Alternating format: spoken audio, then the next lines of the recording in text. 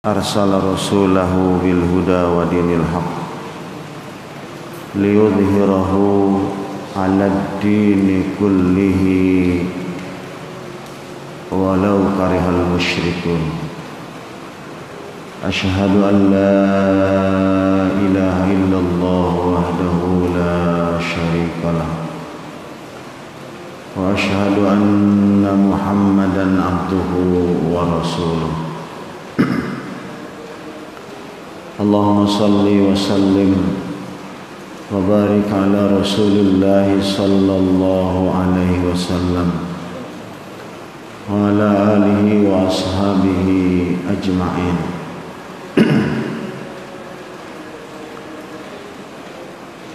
Ya ayyuhalladzina amanu taqullaha wa qulu qawlan sadida yuslih lakum a'malakum wa yaghfir lakum dhunubakum wa man yuti'illaha wa rasulahu faqad faza fawzan 'azima.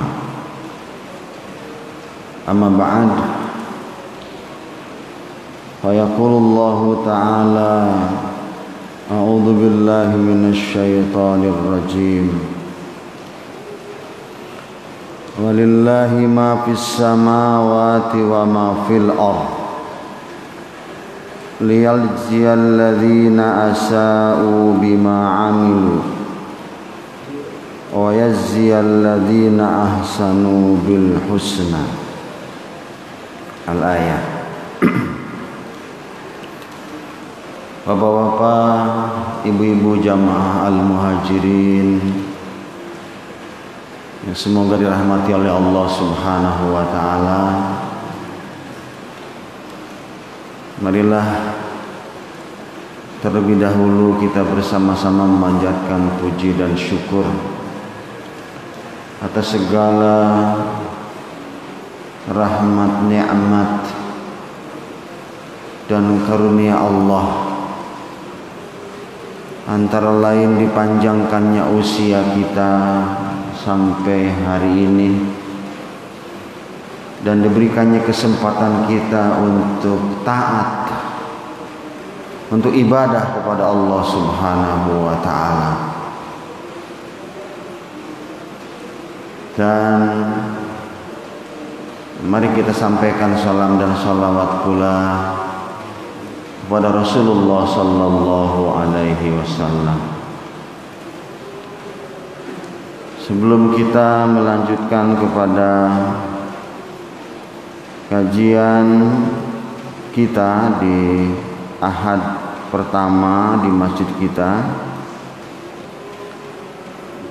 mari kita terlebih dahulu mendoakan saudara-saudara kita yang hari ini sedang diberi ujian sakit fisik, baik akibat wabah ini maupun oleh penyakit yang lain. Kita doakan mudah-mudahan segera Allah angkat penyakitnya dan segera kembali diberi kesehatan. Allahumma rabban nas mudhibil ba'si fa ashfi anta syafi la shifaa illa shifauka shifaan la yughadiru saqama. Amin ya rabbal alamin. Kepada kaum muslimin muslimah, bil khusus yang kita kenal baik karena urusan kantor, urusan tetangga, urusan pekerjaan, yang wafat dipanggil oleh Allah Subhanahu wa ta'ala, jangan lupa atau saya mengajak kepada semuanya untuk mendoakan mereka. Apalagi kalau doa itu nggak diminta. Salah satu doa yang mustajab itu adalah doa yang didoakannya nggak tahu. Yang sakit kita doakan padahal dia nggak minta. apalagi yang wafat. Ya, ada petugas kita yang kemarin jam 6 pagi wafat. Ya, ada juga tetangga kita, ada juga saudara kita. Kalau saya lihat di saat ini, kalau setiap buka WhatsApp, buka Instagram, buka Facebook, itu Masya Allah setiap hari orang yang wafat banyak sekali. Kepada mereka yang wafat kita doakan, Allahumma gfir lahum warhamhum wa'afihim wa'afu anhum. Allahumma gsilhum bil ma'i was salji wal barad wa nakihim minal khataya kama yunaqqa thawbul abyadu minad danas wabdilhum daran min dari khairan min darihim wa ahlan khairan min ahlihim wa zawzan khairan min zawjihim wa a'idhum min adzabil qabri wa adzabin nar wa adkhilhum mul jannah ya rabbal alamin. Bapak Ibu rahimakumullah, mudah-mudahan kita bersama sepakat bahwa duduknya kita di sini untuk mencari ridho Allah Subhanahu wa taala.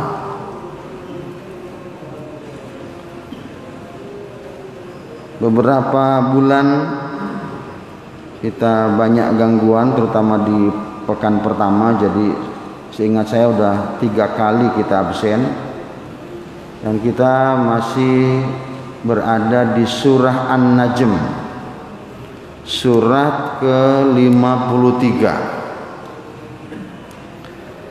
yang akan kita bahas hari ini mulai dari ayat 33. Nah, untuk mengingatkan Bapak Ibu yang ikut di 3 bulan lalu, materi terakhir itu di ayat 31, 32 itu berbicara tentang, saya baca dulu di 31-nya, walillahi ma fis samawati wal ardh, dan milik Allah, kepunyaan Allah lah apa yang ada di langit dan apa yang ada di bumi. Liyajziyal ladzina asa'u bima amilu, agar Allah memberikan balasan kepada orang-orang yang berbuat jahat sesuai dengan apa yang telah mereka kerjakan. Wa yajziyal ladzina ahsanu bil husna, dan Allah akan memberi balasan kepada orang-orang yang berbuat baik dengan pahala yang lebih baik. Ini kita garis bawahi Bapak-bapak. Ya. Surat 53 ayat di 31. Allah akan membalas orang yang berbuat jahat, berbuat buruk sesuai dengan kejahatan dan keburukannya. Itulah adilnya Allah.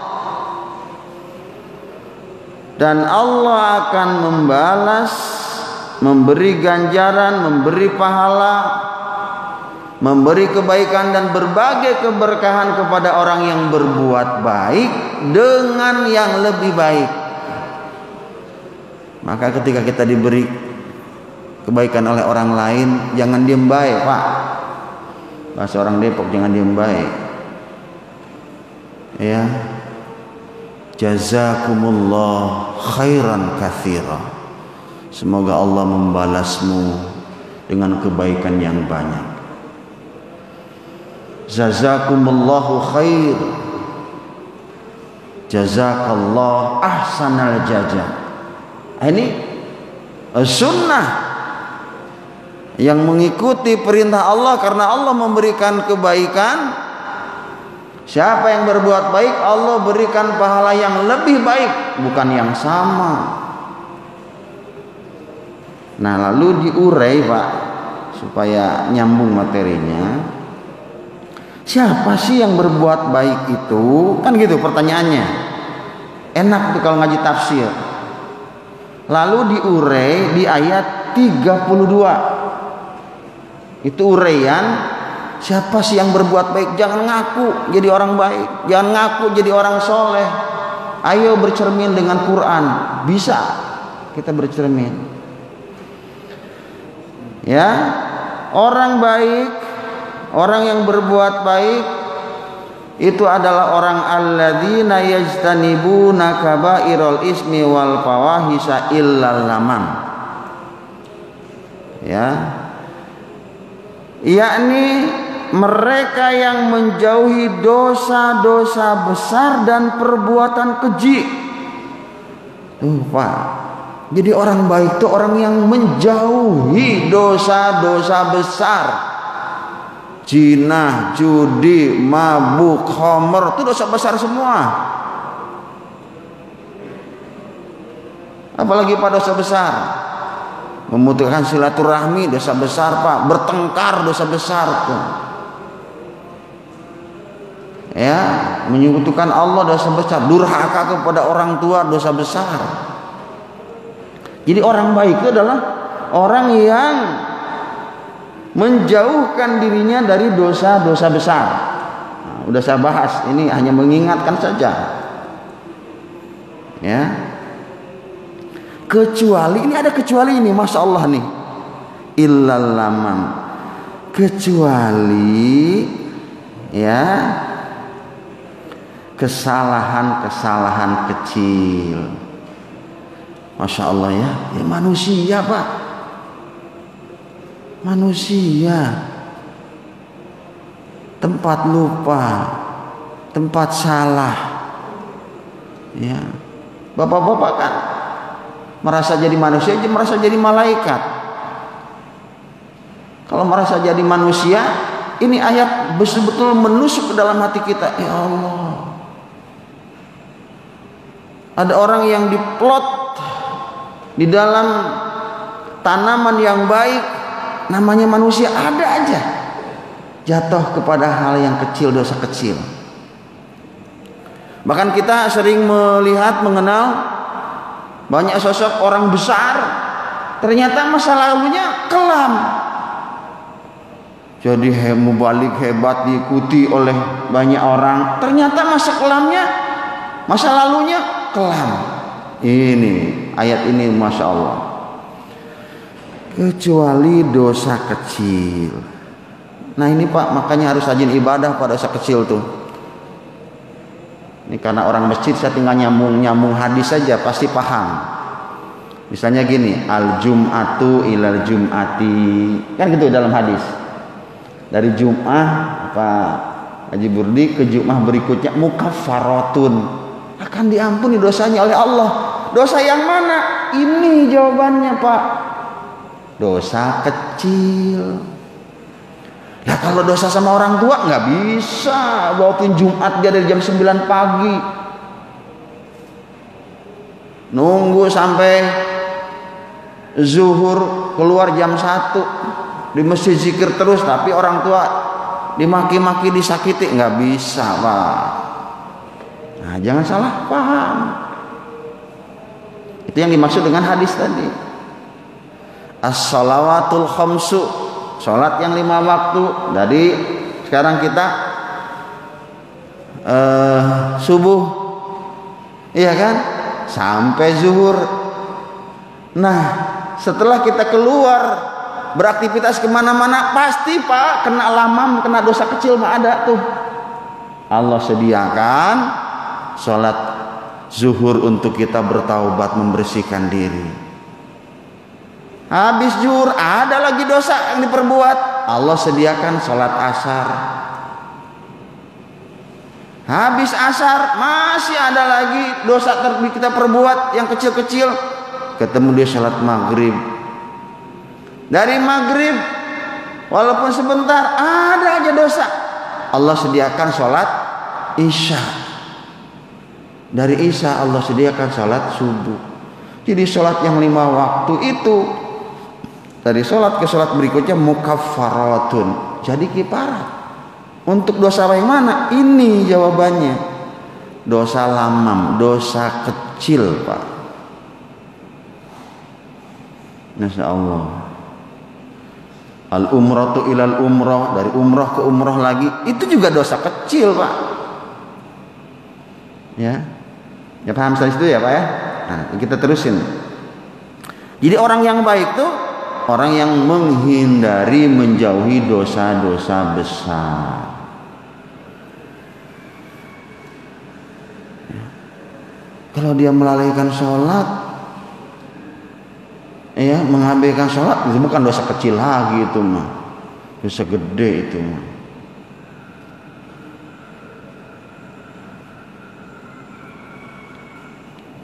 Jadi orang yang baik itu seperti juga para ulama membuat definisi takwa.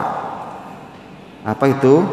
Takwa itu adalah imtithalu awamirillah, melaksanakan perintah-perintah Allah. Ini satu sisi. Nah, sisi yang kedua, wastinabu nawahihi, dan menjauhi larangan-larangan Allah. Cocok Pak sama ayat ini? Cocok. Orang yang bertakwa itu yang menjauhi. Jangan dekat-dekat, Pak.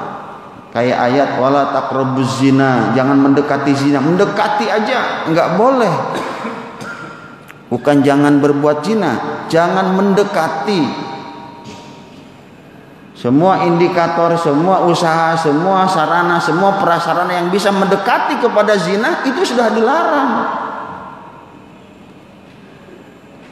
Jangan merokok.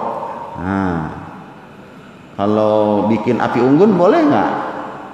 Jangankan bikin api unggun, merokok aja yang cuma dengan percikan kecil udah nggak boleh tuh di pom bensin.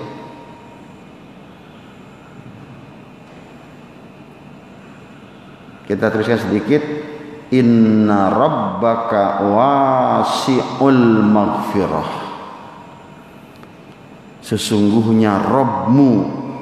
Jadi ini kembalinya dari sana bercerita tentang orang-orang yang soleh, orang-orang yang berbuat baik itu yang menjauhi dosa-dosa besar, kecuali dosa-dosa kecil saja. Karena Tuhanmu, nah, dikembalikan kalimatnya lebih enak. Karena Rabbmu wasi'ul maghfirah, maha luas ampunannya. Masya Allah. Ini yang memberikan kabar gembira kepada kita, Pak. Sudah abaikan masa lalu kita, ingat ayat ini. Ya. Allah Subhanahu wa taala wasi'ul maghfirah. Seberapa banyak, seberapa besar, seberapa zalim, seberapa dahsyat, asal berhenti taubat sudah. Ya, karena Rabbmu maha luas ampunannya. Huwa a'lamu bikum id ansha'akum minal ard. Karena dia Allah yang maha tahu ya tentang kamu. Id ansha'akum minal ardi, ketika kamu dijadikan dari tanah. Wa id antum ajinnatun fi buyuti ummatikum, dan ketika ya kamu dari tanah itu lalu Allah jadikan janin di dalam perut ibumu. Siapa yang tahu? Hanya Allah.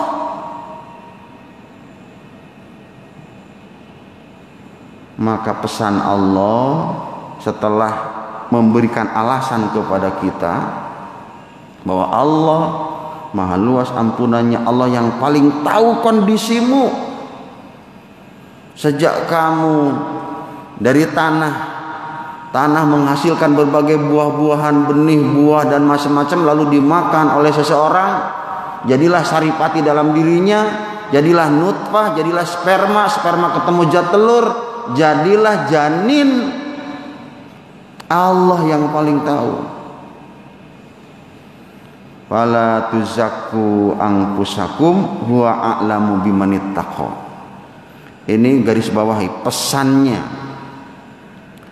Ya, oleh karena itu maka janganlah kamu menganggap dirimu suci. Fala tuzakku anfusakum. Jangan kamu menganggap dirimu suci. Ini berarti orang yang mengabaikan, melalaikan terhadap kesalahan-kesalahan kecil pada pribadinya. Alhamdulillah saya mah enggak judi, saya mah enggak homer, boro-boro saya ke diskotik, tapi yang lain-lain dia abai. Maka di sini Allah mengatakan jangan menganggap dirimu suci. Huwa a'lamu bimanittaqo. Karena Allah lah yang paling tahu siapa orang yang paling bertakwa. Jadi kita selalu dengan ayat ini untuk kemudian senantiasa bermawas diri. Tidak boleh menjustifikasi, menghakimi, menuding, menuduh, memutuskan seseorang, wah lu wajah kayak gitu memasuk neraka. Hati-hati. Ini ayat menegur.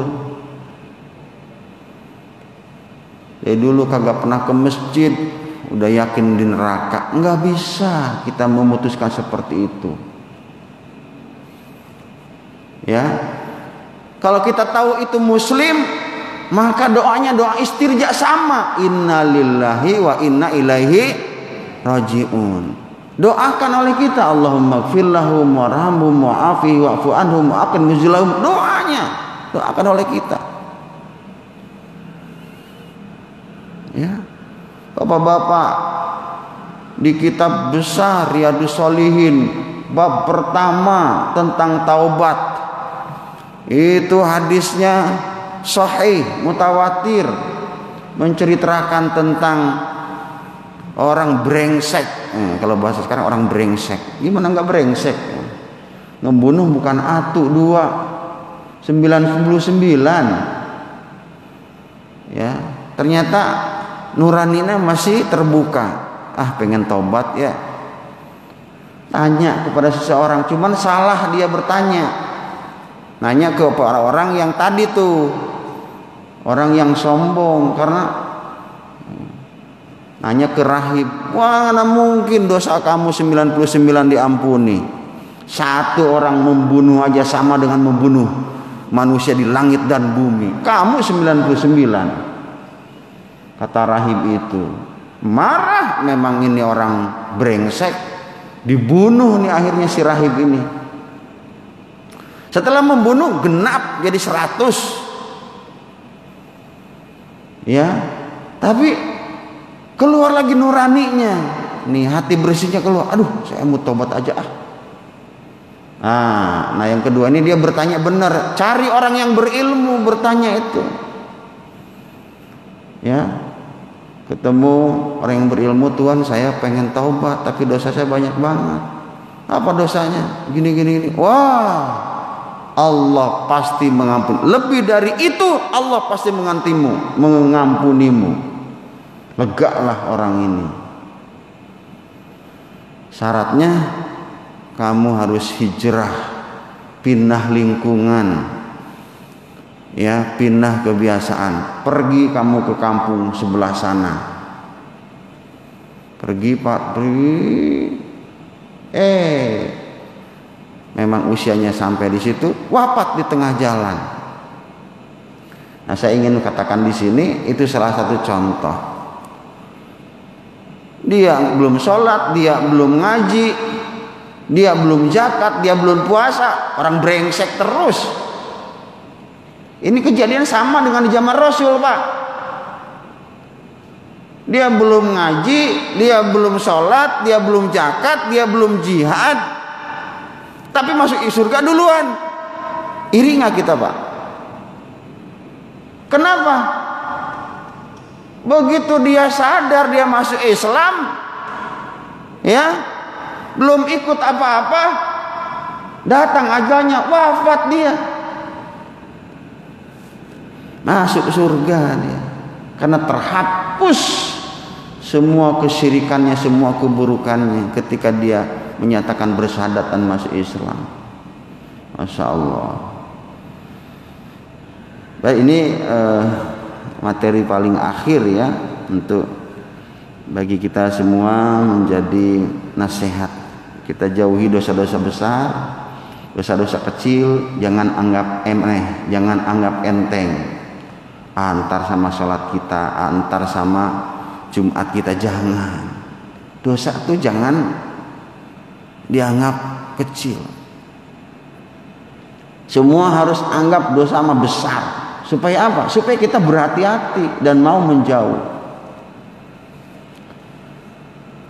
Ayat 33 ini beda tema. A'udzubillahi minasyaitonirrajim. Afara'aital ladzi tawalla wa a'ta qalilan wa akda a indahu ilmul ghaibi fahuwa yara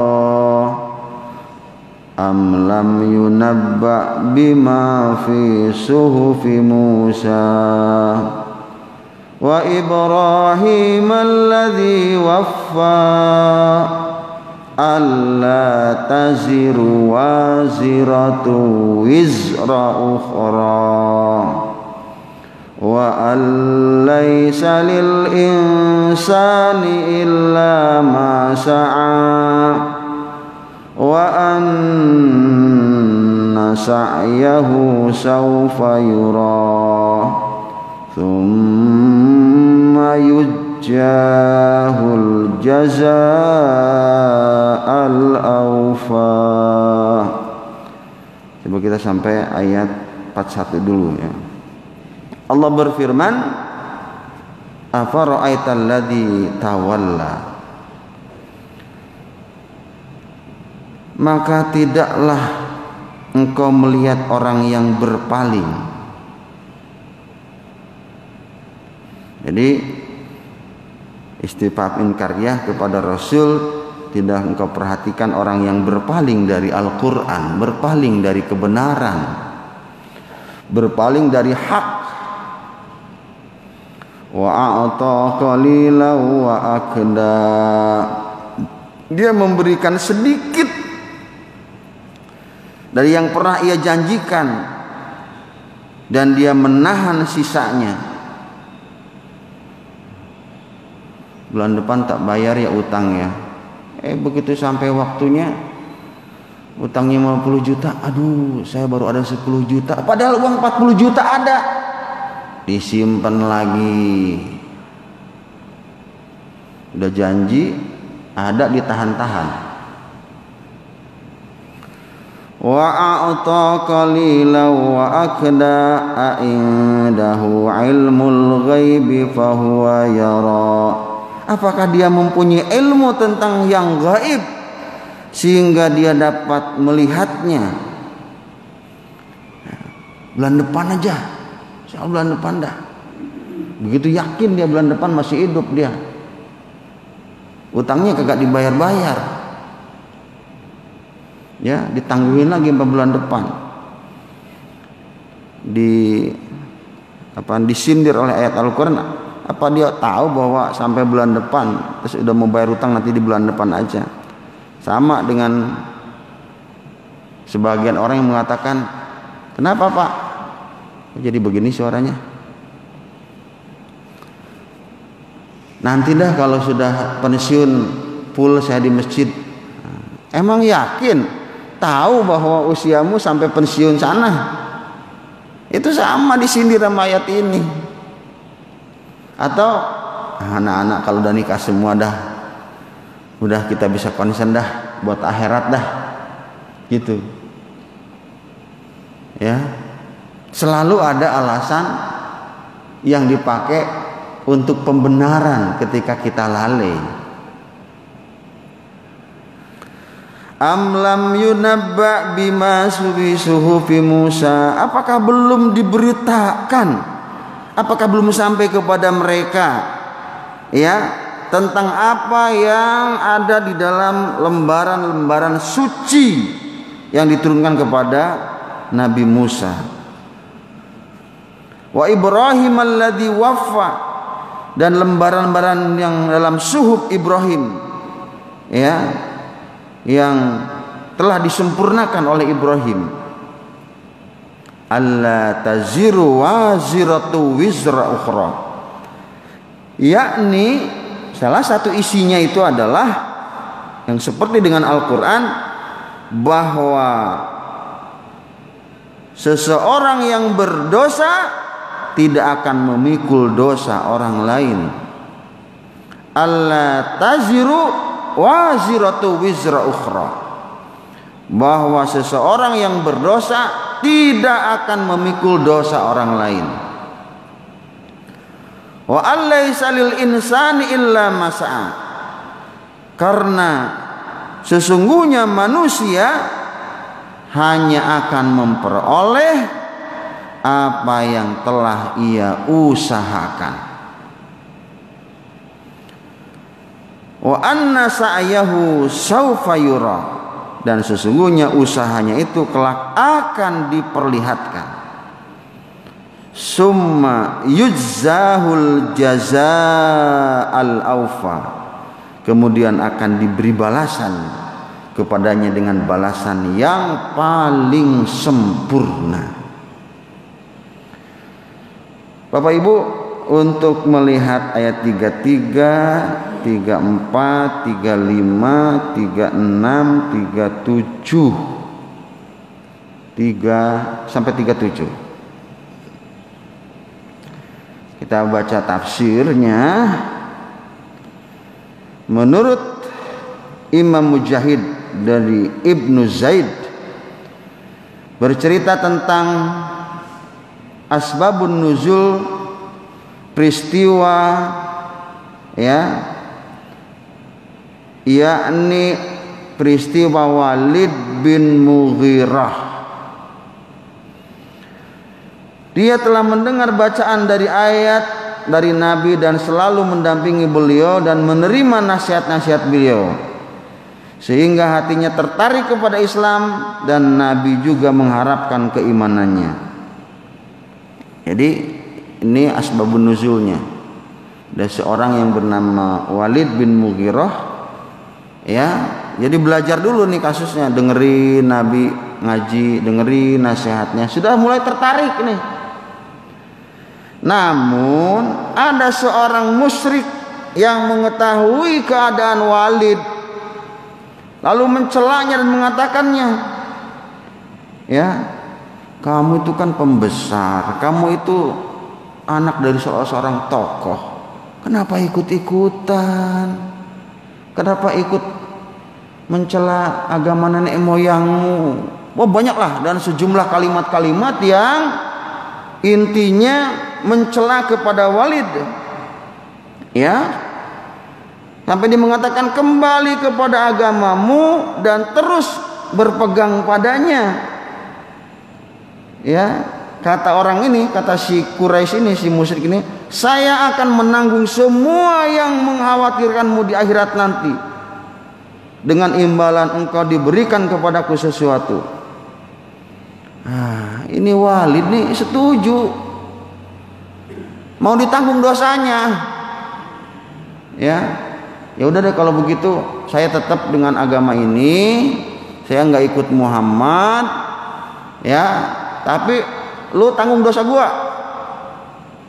Kayak gini Pak perjanjiannya, gua tanggung, yang penting lu jangan ikut Muhammad. Nah, ini bahasa sini kira-kira begitu. Walid Pak nerima, tidak jadi dia masuk Islam, ya, dia akan dikasih imbalan pahala hidup lu dah, yakin mapan dah, bismu akan mapan lah. Di akhirat lu ditanggung dosamu sama gua, yang penting lu jangan ikut Muhammad. Begitu. Padahal saya baca tafsirnya nih dari menurut Imam Mujahid, Walid itu hampir saja menjadi seorang muslim, hampir, ya.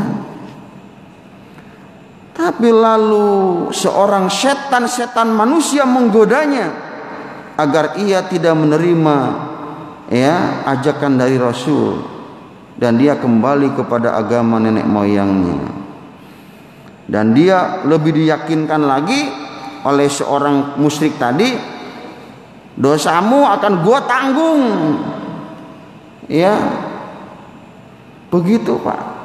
Asbabun nuzul dari ayat ini. Jadi kita paham. Ternyata orang untuk mengajak kepada kebatilan, ya si Quraisy ini kan ngajak kebatilan ya kepada Walid. Dia harus memperjuangkan segala ide dan gagasannya.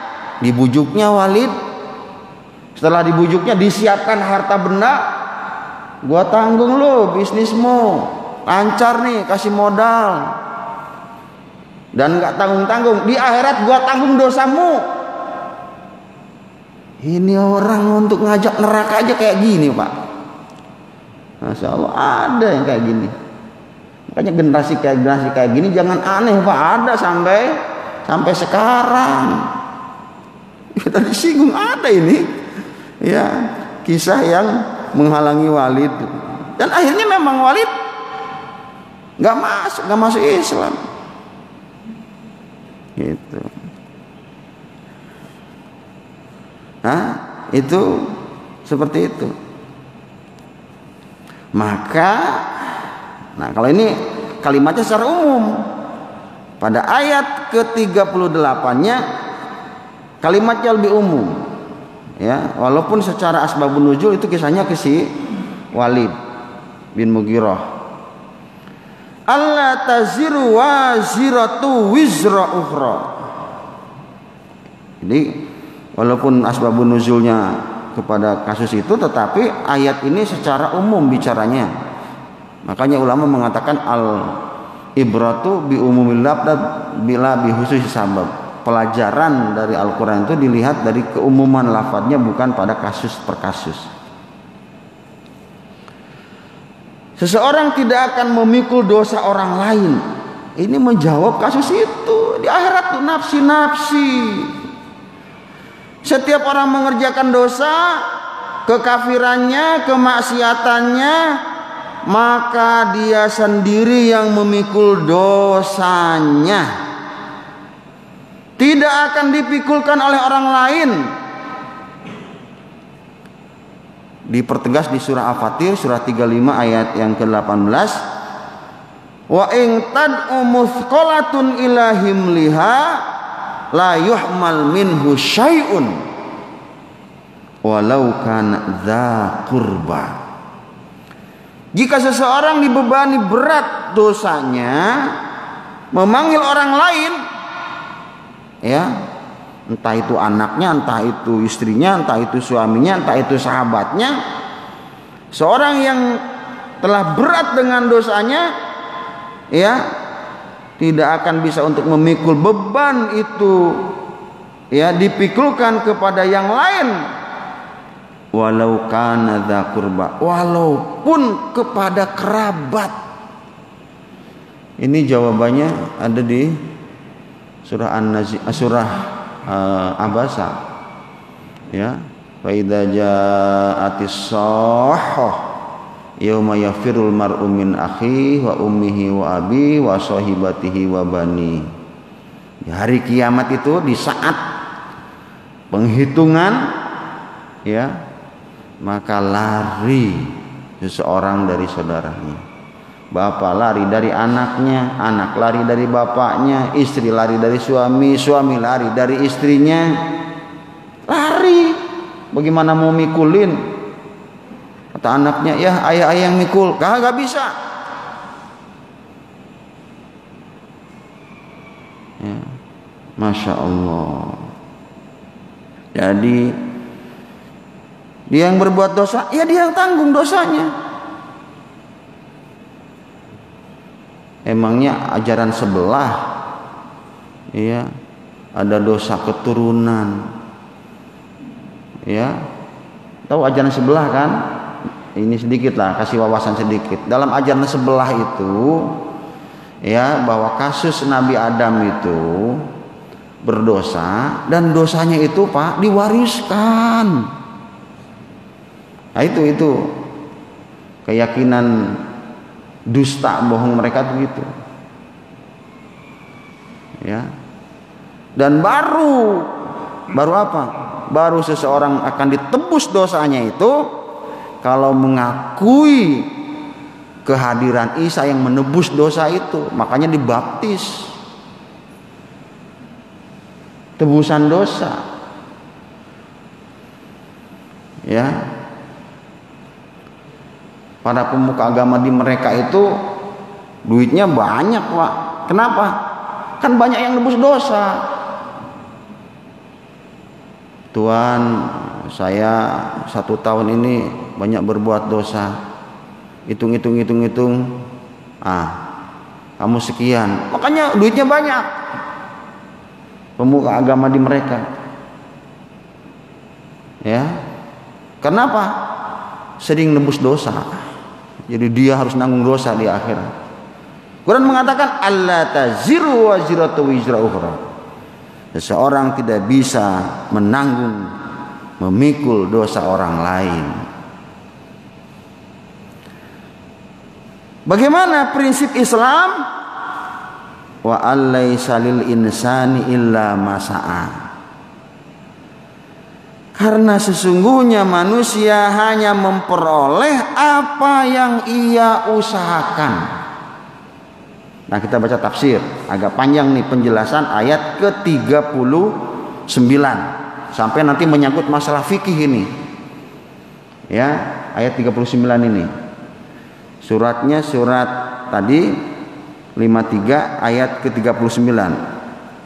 Ini kalau saya baca di buku sana tuh dulu ya, waktu di pondok sampai sini alhamdulillah juga ada tuh tanya jawab Hasan itu. Sampai berapa jilid ngebahas wa allaisa lil insani illa ma sa'a. Mungkin bisa 2/3 isinya tanya jawab Hasan tuh ayat ini yang diulang-ulang. Di situ ada kan tanya jawab. Nah, kita lihat tafsirnya. Manusia hanya memperoleh ganjaran dari usahanya sendiri, maka dia tidak berhak atas pahala atau perbuatan yang tidak dilakukannya. Penjelasan ayat ini menurut Imam Malik dan Imam Syafi'i. Nah, ini ada penjelasannya. Ini Malik dan Syafi'i ini. Menurut Imam Malik dan Imam Syafi'i, ya, memahami bahwa tidak sah menghadiahkan pahala amalan orang hidup berupa bacaan Al-Quran kepada orang mati, karena bukan perbuatan mereka dan bukan usaha mereka. Nah, ini Al-Imam Malik dan Al-Imam Syafi'i. Saya mah rada aneh ya, Imam Syafi'i pendapat kayak begini tapi di lapangannya aneh gitu. Pasti bapak-bapak paham ketika saya mengatakan aneh. Padahal yang menyatakan bacaan amalan orang hidup, bacaan Quran kepada orang mati enggak nyampe, itu Imam Syafi'i dan Imam Malik. Lah di Indonesia yang mayoritas Syafi'iyah paling doyan, ya nggak Pak? Nah, saya mah baca tafsir. Begitu pula masih ke penjelasan beliau ya, penjelasan Imam Malik dan Syafi'i, seluruh ibadah badaniyah, sholat, haji, tilawah, ya, karena Nabi tidak pernah mengutarakan yang demikian kepada umat, tidak pernah menyuruhnya secara sindiran dan tidak pula dengan perantaraan nas, dan tidak pula para sahabat menyampaikan kepada kita. Sekiranya tindakan itu baik, tentu mereka telah terlebih dahulu mengerjakannya. Sampai di situ. ya penjelasan Imam Malik dan Imam Syafi'i.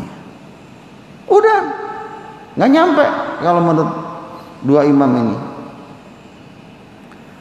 Nah, ada kecualinya nih, kita terusin. Ya. Adapun mengenai sedekah atau sedekah bahasa kita, maka pahalanya sampai kepada orang mati. Ah, ini yang dipakainya. Ini masih pendapat beliau berdua ini, ada pengecualiannya. Sebagaimana oleh Imam Muslim dan Al-Bukhari meriwayatkan hadis dari Abu Hurairah. Nah, ini hadis yang dipakainya hadis yang populer. Idza mata ibnu Adam in qata'a amaluhu illa min salas. Ya, waladin salihin yad'ulah wa sadaqatin jariyatin min ba'dihi wa ilmin yuntafa'u bih. Rawahu Muslim an Abu Hurairah. Kalau di sini kalimat awalnya, apabila anak Adam wafat, meninggal, maka putuslah semua amal perbuatannya kecuali 3 perkara. Waladin salihin yad'ulah, yang pertama adalah anak soleh yang berdoa kepadanya. Yang kedua, sodakotin jariyatin, ya, sedekah jariyah, wakaf, ya, mim ba'dihi, dari sesudah dia wafat, wa ilmin yuntafa'u bihi, dan yang ketiga ilmu yang dapat diambil manfaatnya. Jadi kita dalam fikih harus lebih bijak belajar, karena ya dua imam ini kalau dari sisi bacaan, sholat, haji segala macam kagak nyampe. Tapi kalau sedekah, Imam Malik dan Imam Syafi'i berdalil dengan hadis ini. Itu ada kata sedekatin jariyah. Biarpun orangnya sudah wafat, sampai. Kenapa alasannya? Kan anak soleh, sedekah jariyah, ilmu yang bermanfaat, sebenarnya itu termasuk usaha seseorang, jerih payahnya. Ya kan, jadiin anak soleh itu jerih payahnya. Pengen nyekolahin S1 aja kerasa banget, berat. Ya Pak, nyekolahin S1 berat kalau ukuran sekarang mah. Ya, apalagi yang berbau kesehatan. Kemarin saya sedang jalan, dibisiki seseorang, Pak, anaknya mau kemana? Dia cerita ada panjang lebar. Itu kedokteran di universitas ini, universitas ini, ada yang sudah 200 juta Pak Ustaz. 200 juta itu baru masuk katanya. Baru masuknya udah 200 juta. Belum biaya semesterannya, belum biaya prakteknya. Nah, jadi anak soleh, sedekah jariyah, ilmu yang bermanfaat, itu kata Imam Malik dan Asy-Syafi'i itu ikhtiar dia. Betul Pak, ikhtiar dia. Ya kan, saya masih ingat yang namanya orang tua anaknya pengen masuk pondok tuh, Masya Allah, dibekelin segala macem. Bahkan ada yang jual sawah.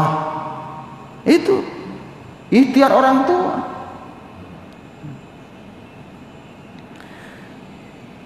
Di hadis riwayat Imam An-Nasa'i dan Ibnu Hibban, untuk menjelaskan bahwa sedekah jariyah, anak soleh, ilmu yang bermanfaat itu adalah ikhtiar dan usaha jerih payah seseorang. Inna atyaba ma akala rajulu min kasbihi. Sesungguhnya sebaik-baik yang dimakan oleh seseorang adalah hasil usahanya sendiri. Nah, ini yang menyebutkan ini bertani ini salah satu maisah paling baik. Karena memakan, menikmati hasil usaha sendiri. Wa inna waladar rajuli min kasbihi. Ini hadis. dan anaknya ya itu termasuk usahanya juga. Jadi anak itu adalah hasil jerih payah kita. Masya Allah ya. Maka jangan putus Pak doa kita buat anak-anak, buat cucu. Kalau anak kita udah gede, bukan berarti gede berhenti ngedoa ya. Jangan berhenti. Apa sih yang mau kita bawa sekarang? Jariah kayak gini kita kemampuannya. Bukan orang kaya yang bisa bangun 1 masjid, 2 masjid, 1 miliar, 2 miliar. Terus harapan kita yang kedua yaitu anak soleh, ilmu kayak gini kita. Nggak bisa nulis buku, nggak bisa nulis tafsir, nggak bisa bikin pondok pesantren, nggak bisa bikin lembaga pendidikan yang ilmunya mengalir terus.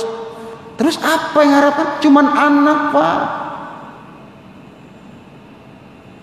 Cuman anak. Dari 3 itu anak.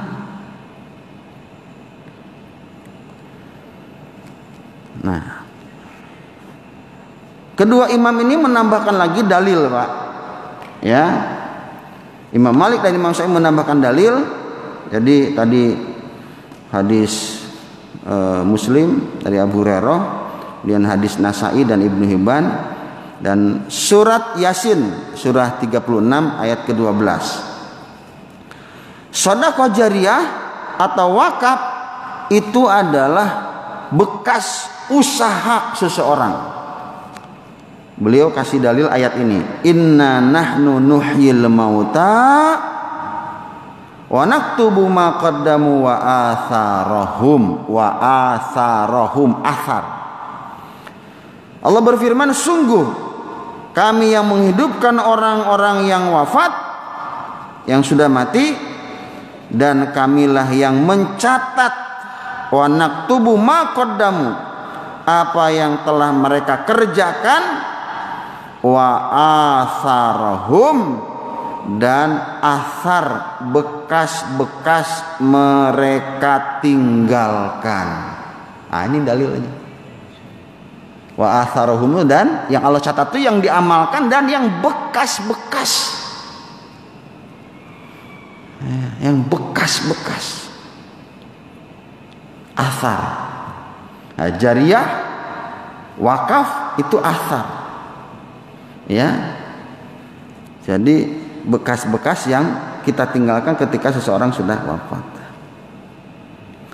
Ilmu yang disebarkan lalu orang-orang mengikutinya dan mengamalkannya termasuk usaha. Dalilnya riwayat Imam Muslim, man da'a ila huda kana lahu minal ajri. Barang siapa yang mengajak kepada satu petunjuk. Nah, ini kabar gembira buat orang yang berilmu. Man da'a ilal huda, barang siapa mengajak kepada satu petunjuk, kana lahu minal ajri mithlu ujurin man tabi'ahu, maka dia mendapatkan pahala yang serupa dengan pahala orang-orang yang mengikuti petunjuk itu. La yanqusu dzalika min ujurihim syai'a, tanpa mengurangi pahala orang yang mengikutinya sedikit pun. Masjid yuk ada taklim. Mungkin karena sahabat dekat, tadinya ada enggan, kemudian karena kita ajak, ya dah lagi zaman pandemi begini, udahlah mendingan kita taklim ke masjid. Maka Bapak mengajak lewat WA atau lewat telepon, Bapak masuk ke dalam hadis ini, mengajak kepada seseorang untuk mengikuti petunjuk ngajak taklimnya, maka Bapak mendapatkan pahala tanpa mengurangi pahala dia.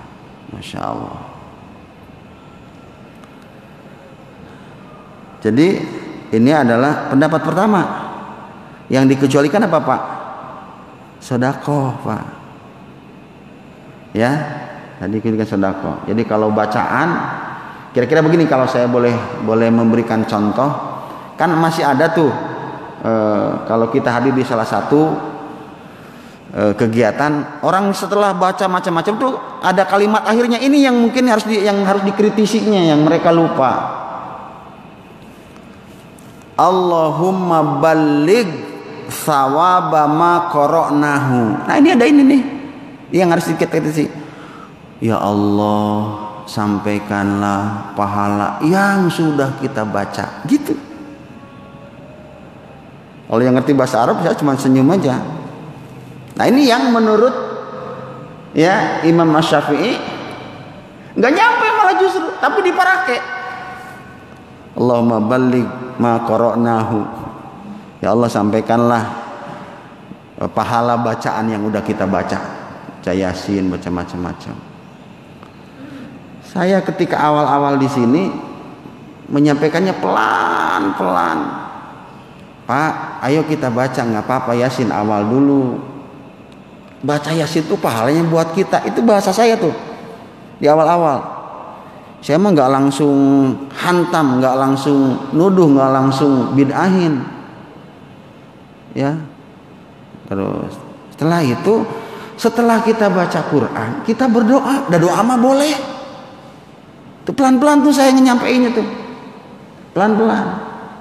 Jadi bacaan Yasin buat kita, bacaan Fatihah buat kita.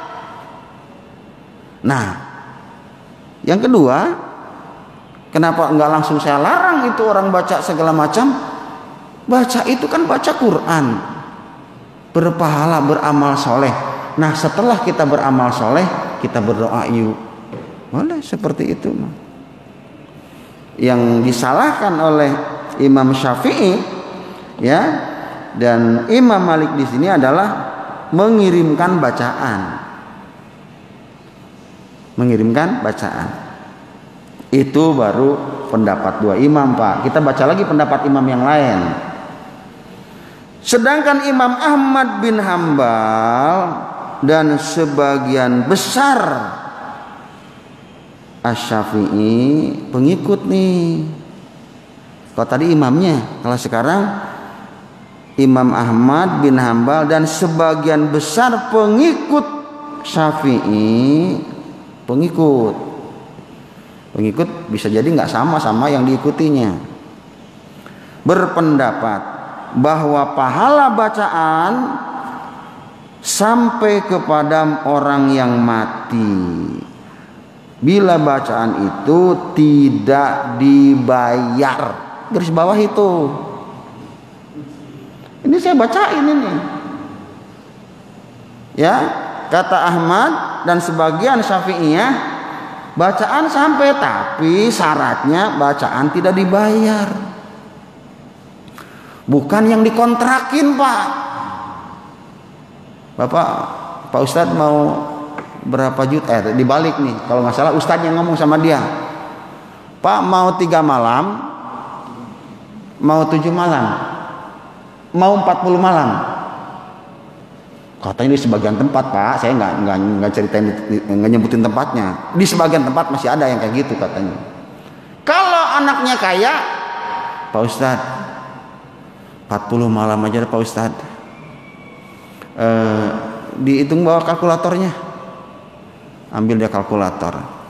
Kan saya yang mandu, tambah murid-murid segala macam, 40 malam ya, 1 malamnya berapa? Ya, 2,5 juta, Pak. 2,5 juta kali 40 berapa? Hitung diri dah. Lah ini katanya kagak nyampe kalau dibayar.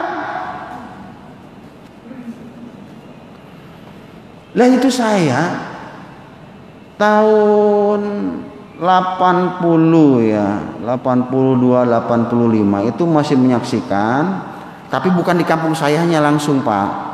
Di kampung sebelah sana yang agak jauh, di pesawahan yang banyak orang-orang kaya. Kita waktu itu bareng sama orang tua saya mau silaturahmi ke satu tempat, terus ngelihat, Mak, itu naon itu di kuburan aya nu marake itu saung gitu ya. Kalau sekarang kan udah pakai tenda keren, kalau dulu nggak ada tenda kan, pakai apalah gitu kira-kira gitu. Oh, baru emas saya menjelaskan. Di daerah sini mah kalau ada orang meninggal itu ada yang 3 hari, ada yang 7 hari, ada yang 40 hari. Diapain mah? Dibacain Quran dari atas. Gitu. Dibayar orangnya. Belakangan tahun 2000-an di Jakarta ternyata pernah saya lihat di grup itu, kenapa kok masih ada tempat gitu? Kan udah lama tuh dia meninggalnya. Kok itu tendanya masih ada? Oh, dia kan orang kaya anak-anaknya. Kenapa Pak Ustadz? Mungkin dia 40 hari dibacainnya. Oh, tahun 80-an saya tahu di kampung saya yang jauh sana, ternyata tahun 2000 masih ada. Kalau syariat nggak sampai seperti itu. Ya. Tetapi bila bacaan itu dibayar dengan upah sebagaimana tadi kita hitung-hitung, maka pahalanya tidak sampai kepada orang mati.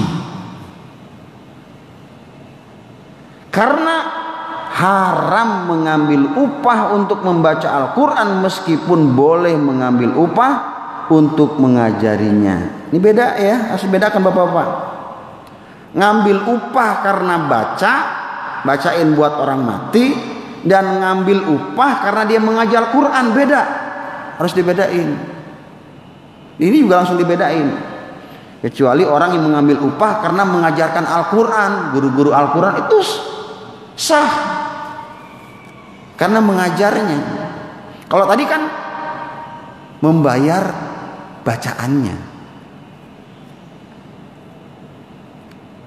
Termasuk ibadah yang pahalanya sampai kepada orang lain adalah doa dan sedekah. Nah, itu tadi sama dengan yang pertama penerima Syafi'i. Kalau untuk doa dan sedekah insya Allah sampai. Nah, itu ayat ke-39 ketika mengatakan wa allaisa lil insani masa'a.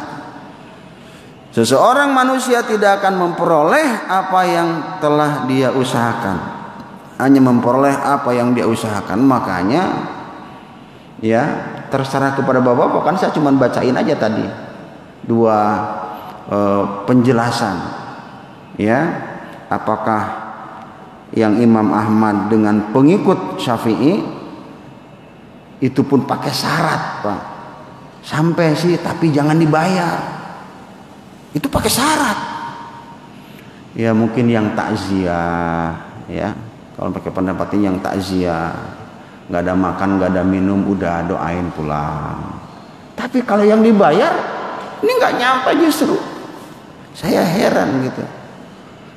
Masih ada nih satu ketika saya menghadiri seseorang wafat, terus saya hadir, tapi masih awal-awal nih Pak, belum tanya saya mau ikut nyolatin gitu ya, karena saya kenal sama anaknya. Terus sebelum saya ikut, saya mau nyolatin Pak, tapi sebentar dulu. Ini belum apa sih bahasanya itu ya. Datanglah 2 orang petugas membawa 2 karung beras. Saya nggak tahu ada ikrar apa antara jenazah sama beras itu. Saya nggak tahu. Tapi saya pernah menemukan, tidak terlalu banyak sih Pak, tidak terlalu banyak, tapi masih ada. Jadi itu jenazah sebelum diurus itu mesti ada 2 karung beras. Aduh ya Allah Rabbi, nggak tahu namanya apa itu. Apalah namanya? Oh, pidyah kali maksudnya kali ya. Itu kan keliru. Ya, keliru. Makanya kan kalau orang tua kita sakit, ingetin sholatnya. Itu kan kalau bicara tebusan kayak tadi, udah kayak pemuka agama di sebelah dong itu mah. Terus saya iseng tanya, itu berasnya mau dikemanain? Ya dibawa Pak Ustadz. Allahu Akbar, Pak Ustadz. Enak amat, ada orang yang meninggal dapat 2 karung, dibawa dia. Kalau dibawa ke musola sih masih mending kali ya, dibagi-bagi gitu. Dibawa Pak Ustadz katanya. Allahu Akbar. Masih ada yang keliru Pak seperti ini. Masih ada ya, masih ada. Nah itu ya, jadi orang wafat dihadirkan 2 karung atau 3 karung dah terserah. Tapi kayak gitu saya masih ada menyaksikan. Tapi di kita insya Allah udah paham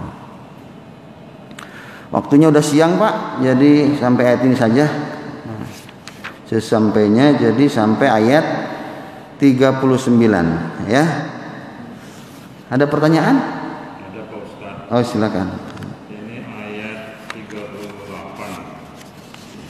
Ala taziru waziratu wizra ukhra. Bahwasanya seorang yang berdosa tidak akan memikul dosa orang lain. Oke lah. Ini dalam bermuamalah di masjid. Ada jemaah itu yang suaranya keras. Pada saat dia sebagai makmum dia membaca ayat suara keras, pada saat takbir dia suaranya keras, pada saat zikir suaranya keras, sehingga mengganggu jemaah lain. Ini bagaimana sikapnya ini? Apakah harus ditegur atau kita juga terpengaruh dengan kekhusukan kita? Mohon penjelasan. Karena ini kalau sebatas dia tidak memikul dosa sudahlah, tapi mengurangi kekhusukan orang lain yang akan mempengaruhi ibadah. Terima kasih. Baik, alhamdulillah jazakumullah pertanyaannya. Nah, inilah sesuatu yang di dalam syariah ya. Islam itu salima ya selamu salamatan. Ya. Kurangin ininya. Bawahin. Lebih jelas ya. Man salimal muslimuna min lisanihi wa yadi. Orang muslim yang terbaik itu ya adalah yang selamat dari gangguan lisannya dan tangannya. Nah, ini konteksnya spesifik lagi. Pak Haji Harmon nanya ke saya. Itu dalam konteks di luar ibadah saja kita itu harus menjaga lisan dan tangan kita jangan sampai orang lain terganggu. Apalagi dalam konteks ibadah. Makanya ya ketika nggak ada orang di masjid boleh baca Quran keras. Tapi ketika kita sedang baca Quran ada orang sholat, jangan kemudian berantem. Ya dia datang dia sholat, ya saya udah baca Quran duluan. Kapan selesainya kalau begitu? Ngalah dong, dia mau sholat sunat, kita pelanin baca Qurannya supaya nggak ganggu dia. Gitu. Itu namanya faham. Nah, kalau kita zahar sendirian, keras juga boleh supaya tidak ngantuk. Tapi kalau kita berjamaah, apalagi dalam shaf, bapak-bapak, tolong rendahkan, cukup terdengar oleh hati kita saja. Ya, cukup terdengar oleh hati kita saja. Itu.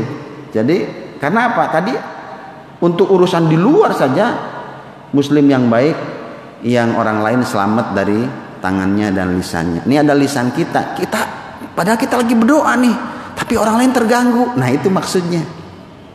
Ya, berarti rendahkan suara kita supaya orang lain tidak terganggu. Kecuali kalau kita sedang tahajud sendiri di rumah, tafadhol. Kenapa dikeraskan? Supaya nggak ngantuk Pak Ustadz. Boleh itu. Ya, baca Qurannya dizaharkan, doanya dizaharkan supaya nggak ngantuk boleh. Saya sekali-kali waktu masjid lagi lockdown, zikir pagi di rumah dikeraskan. Kenapa? Tujuannya ngajarin anak saya, ngajarin istri saya, jadi hafal semua. Itu ada tujuannya. Tapi kalau sendiri, pelanin aja. Paham ya Pak? Insya Allah ya. Insya Allah. Jadi sedapat mungkin, apalagi dalam kondisi ibadah, walaupun kita juga lagi ibadah gitu, kita lagi ibadah, tapi kita jangan sampai ada mengganggu kepada yang lain. Wallahu alam bishawab. Cukup ya, insya Allah ya. Bapak silakan.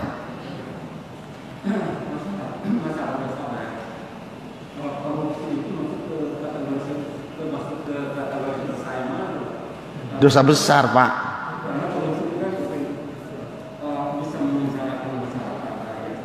Iya. Ya. Berpaling.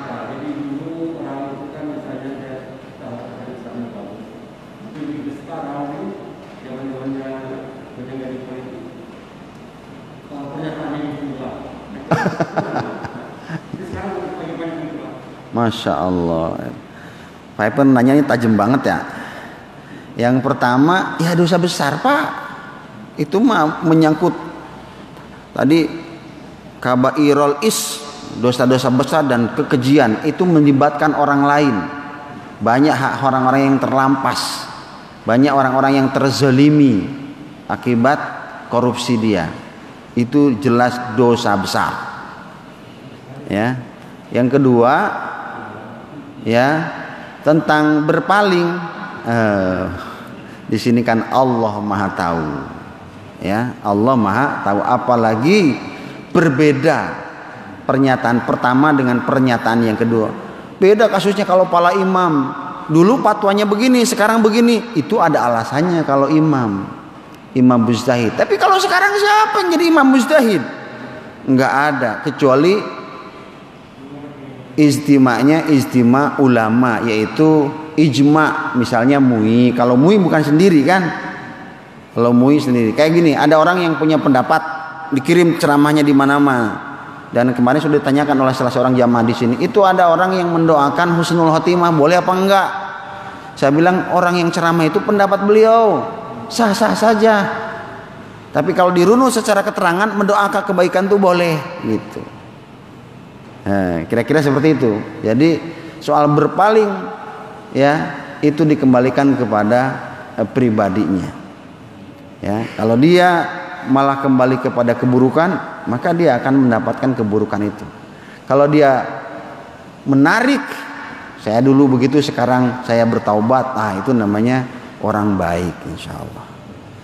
Jadi hanya Allah yang Maha tahu, ya, terhadap ucapan mereka semua. Apalagi zaman sekarang itu sampai ke jejak digitalnya aja gampang banget itu, ya. Sekarang itu gampang kalau ngelacak orang, dilihat jejak digitalnya. Ngomong tahun 2014 gimana, ngomong sekarang gimana. Itu di dunia aja udah bisa kelihatan. Bagaimana nanti di akhirat? Masya Allah. Bagaimana dia pertanggungjawabannya?